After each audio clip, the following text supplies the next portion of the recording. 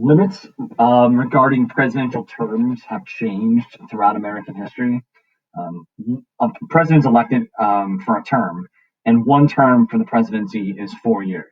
So it's better than being a rep at 2 years. It's not quite as much job security as being a senator at six. But 4 years is one term.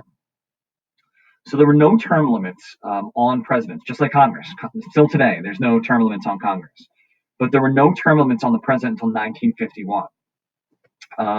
Until this point, it was basically like an unwritten sort of tradition or rule that George Washington left after 8 years, and if Washington left after 8 years, then no other president should be in office longer than he.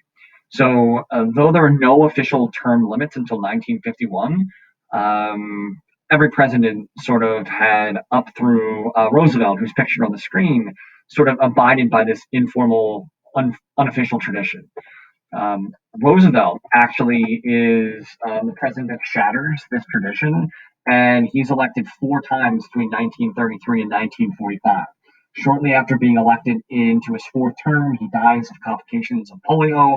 But Roosevelt was of the mindset that the events that were occurring during his presidency, which spanned from the Depression all the way through World War II, were just too serious to have a change in leadership at that time.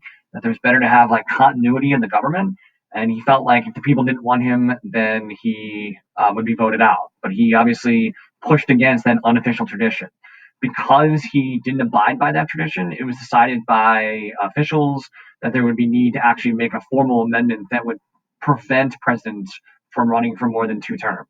So the 22nd Amendment establishes a two-term max. It also establishes a maximum of 10 years. So you may say, like, I don't get it, right? A term is 4 years, two full terms. Wouldn't the maximum be 8 instead of 10? But they put a provision in that if you were the vice president and you were forced to become president, that would factor in like the 10. So, for example, if a president was 3 years into their initial term and then unfortunately died in office and the vice president took over, they would have 1 year to finish of the other president's term. Then they could get elected for another term of their own, which put them at a total of 5, and then another full term after that, which would put them at a total of 9, keeping them under that magic number of 10. But if a president was just elected and only served a year in office and then unfortunately died and the vice president took over, that would be 3 years that vice president had to finish. Another term would be 4, so that puts him at 7. And then you wouldn't be able to run for another full term because of the fact that would put you over that 10 number. So again, the maximum number of years factors in maybe if you would have to take over as vice president. And the job security is still pretty good. 10 incumbent presidents have been lost seeking re-election to a second term, but most incumbents tend to win. So that's the situation with presidential terms. Originally, no term limits.